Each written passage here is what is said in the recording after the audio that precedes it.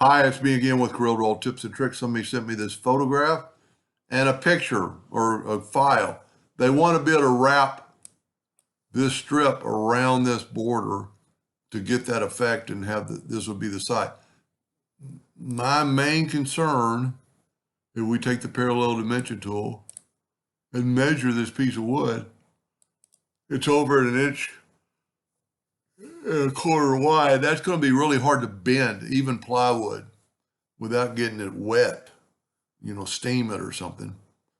Um, and one of my concerns is when we object the path, this path is so sharp that it's not allowing us to do anything with it. So my suggestion, and I've already measured it out, it's 435 by 317. So we're going to get a 2-point line holding down the control button, and we're going to make it that 4.35. Now it's 3.17 wide, so we'll change our nudge factor to 3.17. Select it, hit the plus key, and now we have that. Now, I would use the 3-point curve line and go from that node to that node and hold down the control button, and look what you get. You get a better arch. See the difference where this is rounded and this has a crown on it? Now, height-wise, I didn't play with it, so I don't know. Now, these are all, we should be able to just weld it together. And it should all be one curve now. Now, this path, or the finger joint, is 1.25 by 1.25. And object to path is going to work the best.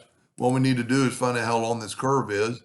Go to Windows, Dockers, and Properties, and click on right here, and we're but 3.8. So we're going to make it a little bit bigger.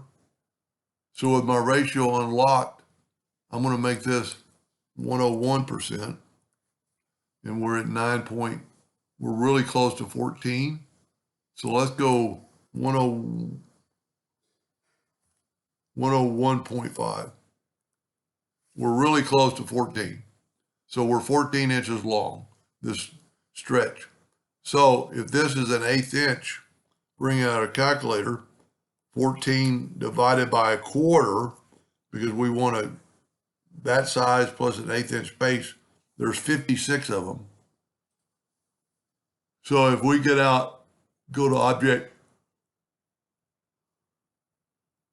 fit object to path, select your object, shift select your path, and type in 50. We've already got one, so we're going to go 55. That made 56 of them, I'm pretty sure. Taking just a second to do it. Okay, my line is broken, or something's wrong with my line because it really worked well, with the exception that line right there, there's something wrong with it. So let's get our shape. Sure enough, there's two nodes.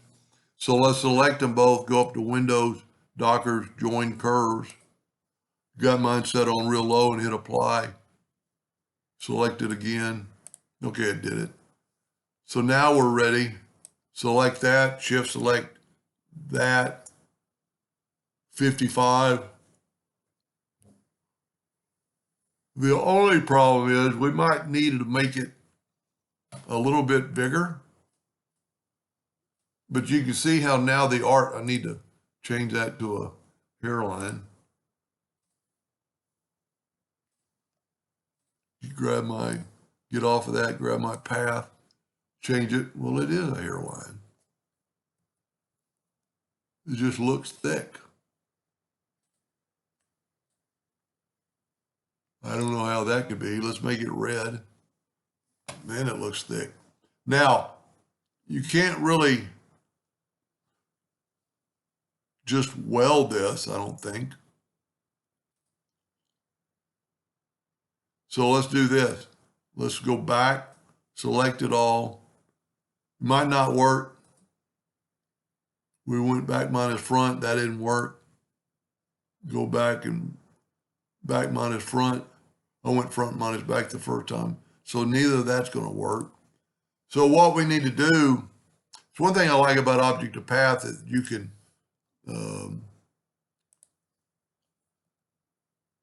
select it without selecting everything else. Let's get out the contour tool and let's go effects and contour. We're going to contour the outside like 0.02. See, that gave us just a little bit of a contour. Now let's take and select it all, go up to object, break the contour part, and see which one we get when we click on it. And that's the one we want. So let's put it over here. But I need to get rid of some of those lines. So let's move it over out of the way.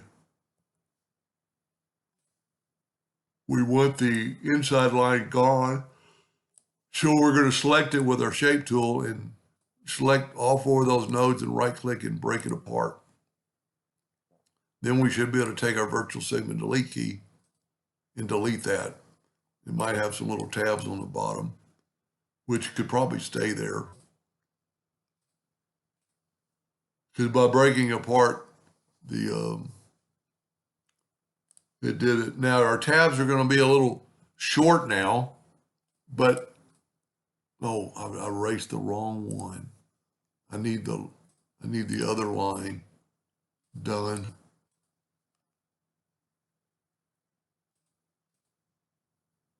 I need to go back further. Okay. I want the outside. No, I deleted the outside. I need to, so select them all, right click, break it apart, and then select, let me zoom in here. We want the outside to save.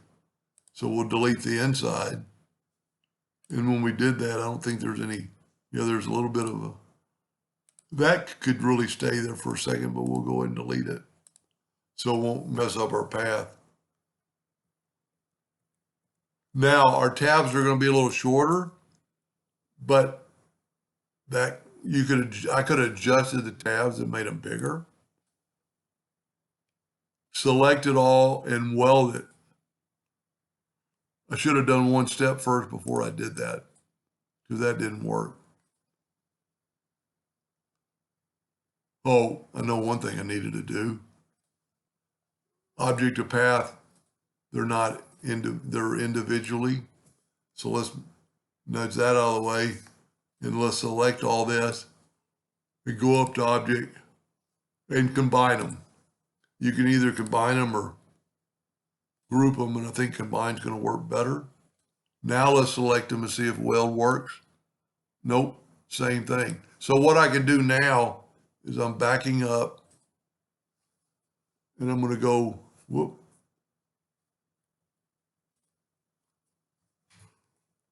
My computer had a hiccup.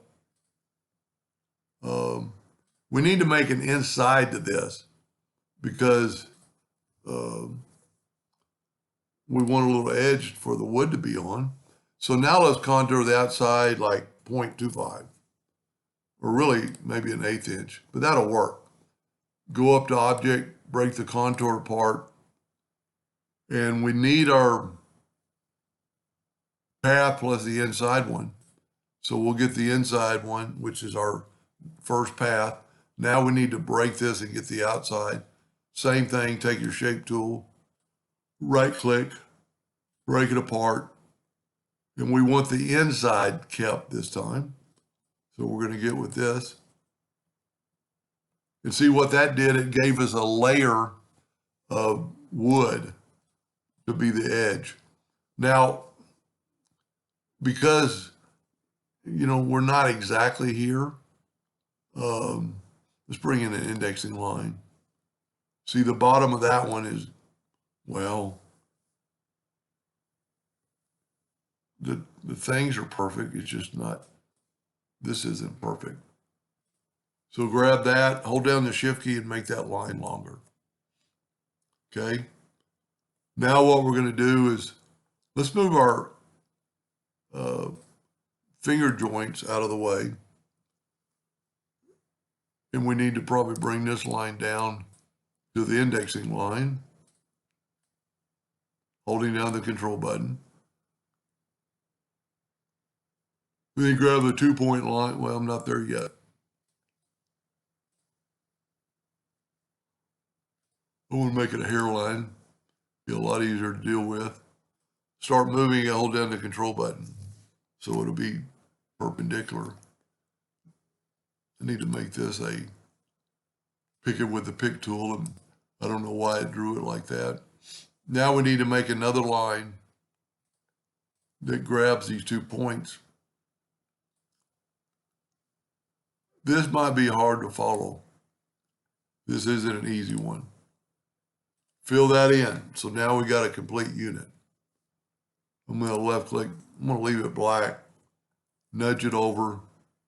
Oh man, I hope I didn't move it. Oh, there. That's the old one. Here's the new one. That's why you don't want to move it. Now let's try this. Let's select them all and go back minus front. Nope. I don't think front minus back is going to work either. Let's try welding them. There's one other thing we can try. But that worked. Great. So my suggestion or my concern is that when you turn this wood, and basically you can redraw this. I'm having a little bit of trouble with my zoom tool. And remember, you can always hit the Z. He's got some space. You're going to have to change that a little bit. And these are pretty perfect, but they're off a little bit. And, I mean, they progressively get off because he made this a different way than I made it. And now I see some little lines that did not get deleted.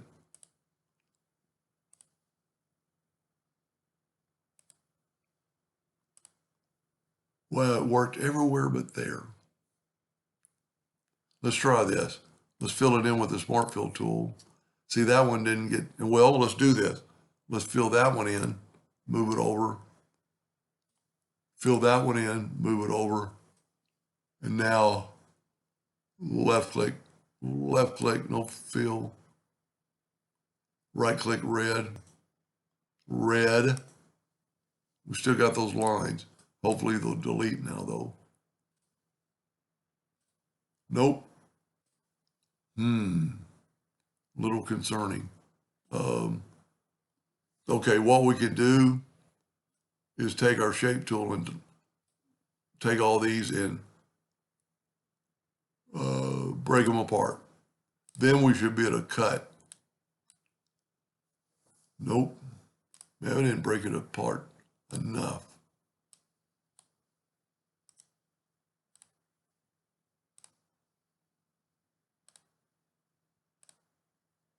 That is weird. All right, we know what the line kind of looks like.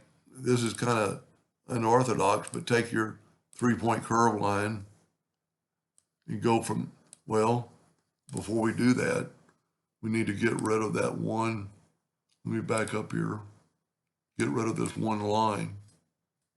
There we go. And I think the shape will still remain the same. 3-point curve line. Hopefully I'll be able to do this.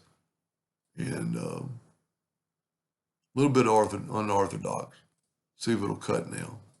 Nope. So that wasn't going to work. I know we can draw the lines individually, and it's almost straight. And then just don't tell anybody. Go from there to there. And what we're going to do, we're going to weld this one more time. We're not going to weld it. We're going to Smart Fill it because I think everything else is good. Now we're going to Smart Fill, and there we go. So still my concern is that this is going to be really hard to match up. We get rid of that. This is going to be really hard to match up with your border. You know, there were 56 of them. We know it's, well, to tell you what, we can use the outside dimension. 6.272. Nope, that isn't going to help us. I wish I had left one of those. I don't think one of those contour lines is still available, and it is. Woo! So if we go back to our Windows, Dockers, and properties, so we're at 1415 now because we made those a little extra line. I'm going to just call it, take a rectangle. You know what? I'm going to take a straight line. No, yeah, because the whole thing's going to be straight. And I'm going to make it 14.15. Let's see, did I need to make a rectangle? Oh, yeah, I think so. Because if you remember, we had 56 cubes. So let's try that. This is getting a little confusing, even for me. With our ratio unlocked, let's make it 1.25 by 1.25.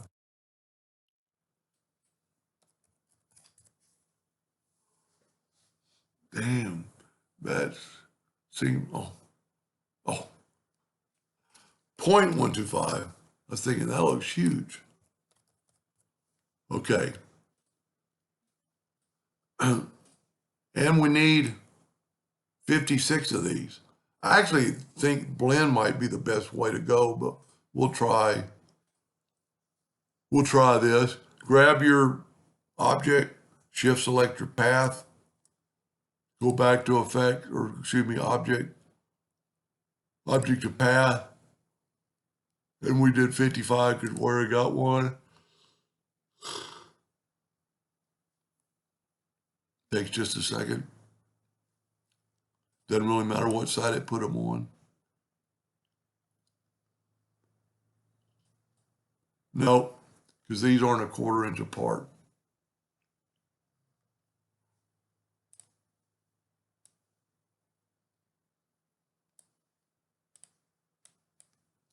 Nope.